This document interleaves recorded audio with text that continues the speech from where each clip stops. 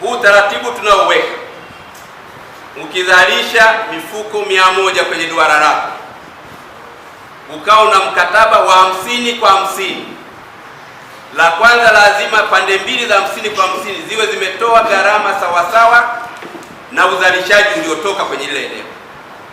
La kwanza. La pili, mkianza mgao,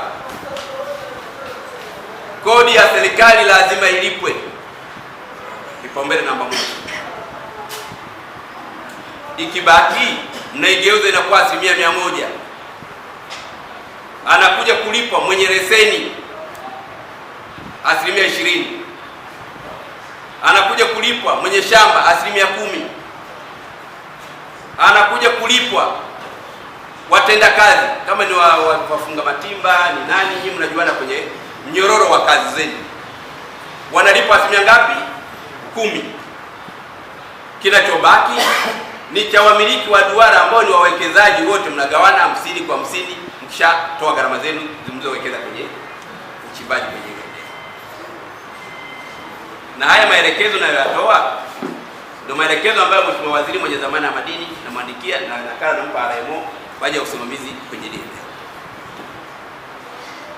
La pili, kwenye wale ambao wanaangukia kwenye mikataba ya 40 kwa 60, kama mkataba wa kwanza waliyekuja kuanza kuchimba kwenye fence, ikiwa ndio duara letu la kwanza kati ya maduara 324, utaratibu wetu utakuwa ufuatao.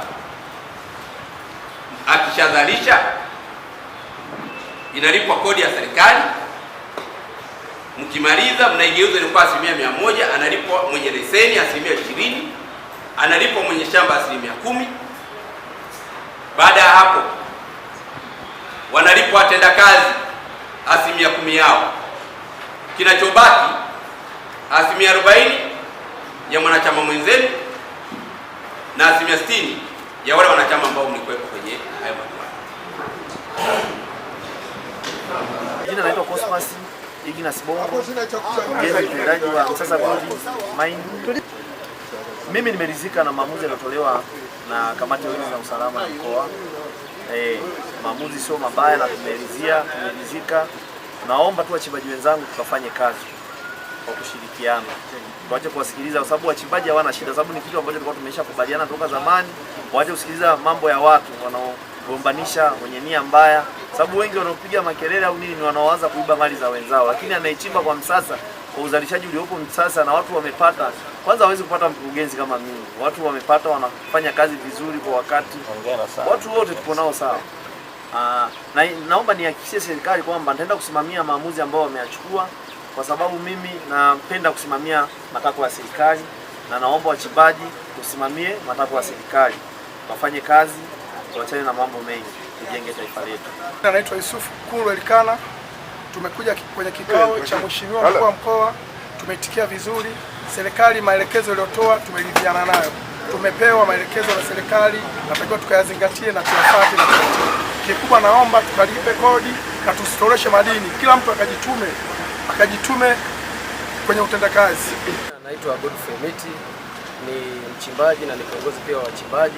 Mimi binafsi ni mpongeze kwa maamuzi aliyoyafanya, kwa sababu wamejaribu kututetea sisi wachimbaji na wachimbaji wengine ambao hawana maeneo ya kuchimba, kwa sababu sheria inapompa mtu mwenye leseni, wajibu wa mwenye leseni ni kuchimba yeye mwenyewe. Lakini tunashukuru tunapopata wamiliki wa leseni wanatukaribisha sisi kama wachimbaji wadogo, tunaendelea kunufaika na maeneo hayo. Kwa hiyo mimi binafsi kwanza nimpongeze mmiliki wa leseni hii namna ambavyo ameweza kujali. Kwa kweli binafsi tumenufaika, karibu wachimbaji wengi. Toka mimi nimeanza kuchimba, ninaamini mchimbaji huyu mwenye leseni hii amekuwa mzalendo. Kila mchimbaji aliyechimba katika eneo hili amenufaika.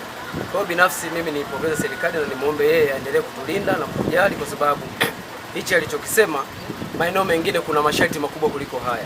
Kwa hiyo sisi tumekubaliana nayo kama wachimbaji wadogo, tutaendelea kuyazingatia na tutaendelea kuhakikisha kwamba tunalipa kodi. Toka nianze kuchimba sijawahi kutana na fursa kama kwenye mgodi wa Msasa Gold Mine. Ni mgodi ulio na fursa, wamepata fedha wakina mama, hata wale wagodagoda, wachimbaji, waponchaji, mafundi matimba.